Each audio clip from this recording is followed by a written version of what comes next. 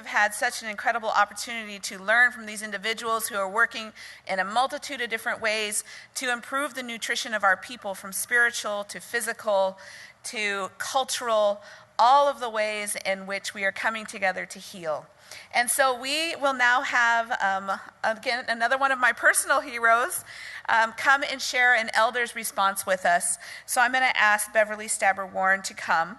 She was born and raised on the Pine Ridge Indian Reservation in South Dakota and currently serves as a coordinator and advisor and adjunct instructor with a project to increase the number of Native American nurses in South Dakota. So she's just not working to do it. She is increasing and has increased the number of nurses in South Dakota. Incredible. And it's been funded by the Bush Foundation grant at the South Dakota University College of Nursing. So I would like to welcome Beverly Warne to the stage. I'm very, very happy to be here today. And I'm going to say out loud what I usually say to myself before I give a talk or contribute to a discussion at a meeting. I don't say it out loud, I say it in my mind. Mitakepi, chantewi imajapi. Trokashila omakyape. Lenat tang oyate ki hibna, wogakana, tanya ichump. Omakia, I want to say the right words. So what I'm asking, first of all, I identify myself with my Lakota name, Chantewi, meaning cedar woman. I was given that name by my grandmother. My aunties evidently all got together as they were delivering me in a tent along a creek in Pine Ridge. And they said her name should be Chantewi, which is a relative, one of my ancestors' names. And with that, they gave me responsibility. They said I should give back, that I had been born with that responsibility. And my mother, of course, told me that as I grew up, you have a responsibility. All right, whatever it was, I wasn't sure, of course, at the time.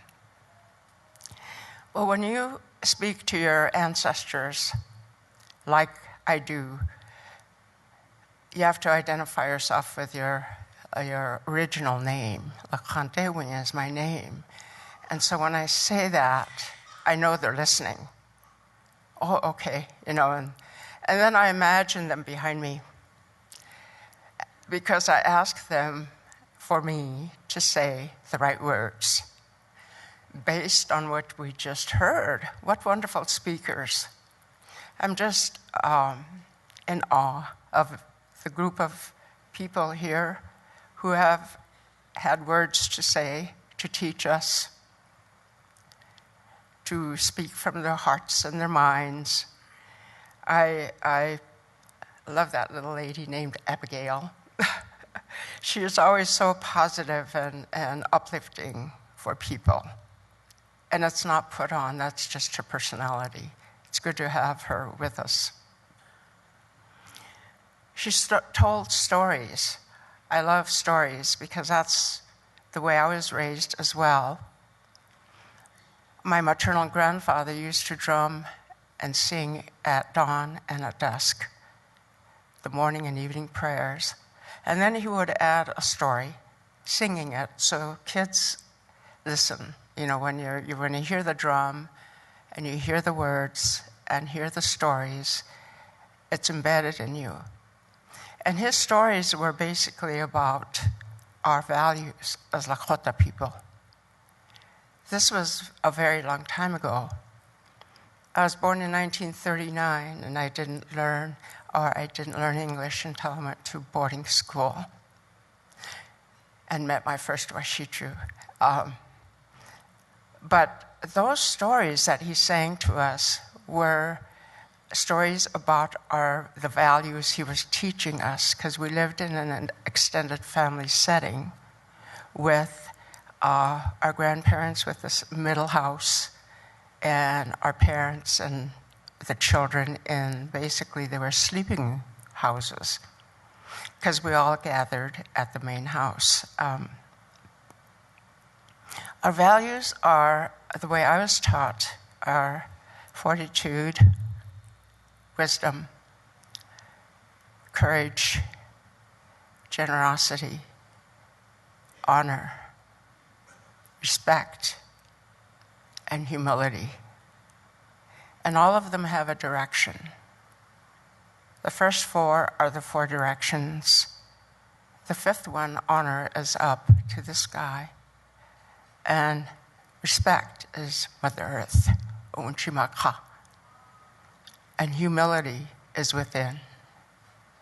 So when I say my prayer or say my words, I always say, Lila umashikalash wachwakingte. So what you do when you say those words is you're humbling yourself. And if we could do that every day, we would treat each other better and with kindness. So that's who I am as a Lakota elder today. I hung on to those values even as I went to boarding school because I knew who I was. I know who I am because I was taught early on during my formative years. And that's what has sustained me all my life to the point where I'm still working at my age and totally enjoying it. All the students that I mentor, and there are 38 Lakota students now at SDSU College of Nursing learning to be a baccalaureate prepared nurse. And every one of them want to give back. They don't want to leave and go to a big city to work. They want to stay home to help the people. So that energizes me, keeps me excited to be doing what I'm doing. And I see that about these four young people who spoke today about urban food. Every one of them had so much wisdom for their young ages.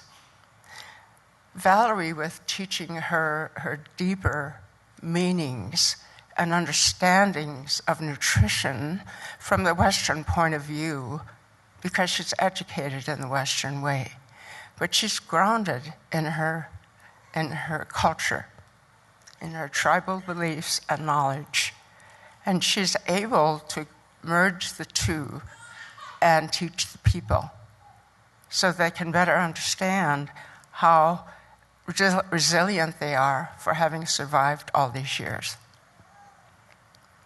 And Dana, I so enjoy when I hear people talking about epigenetic memory, because that is now proving to people what we knew all along.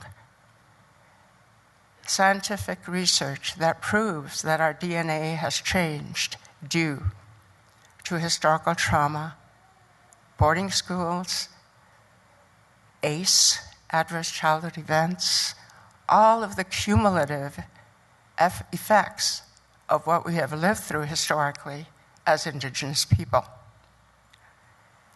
Now it's proven to those naysayers or people who said, why don't you just get over it? Well, we can't, because it's in our genes. However, we have our values, the ones I just talked about. That has given us resiliency, tenaciousness, respecting our values and our people. So we continue that. When I look at all of you, I'm so proud to be here today. And the final speaker, I love your visuals. That's how I learn too. And it just, ordinary household items that you can use to teach very deep meanings of caring for each other. And she did that very well with her visuals. Her quilt story is beautiful. all of us would love to have a quilt like that, wouldn't we? Made with loving hands, and the fact that he identified the fact that relatives and love go together. I'm a grandmother and a great-grandmother, and I too pray for each one of them at night. They have such beautiful personalities and coming up so well.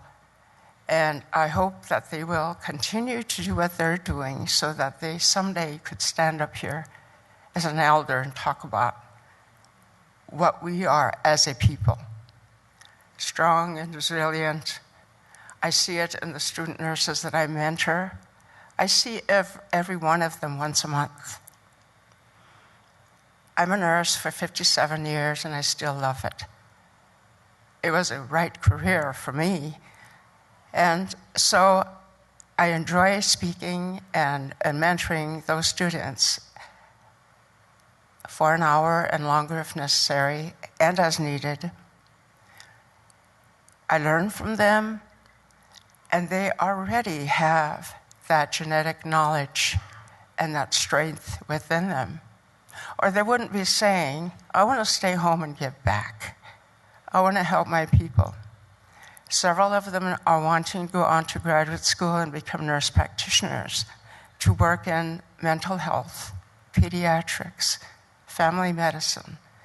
All that is so hopeful for me to hear that our youngsters want to get back. And I know they will, because they actually are doing it. I've been there 4 years.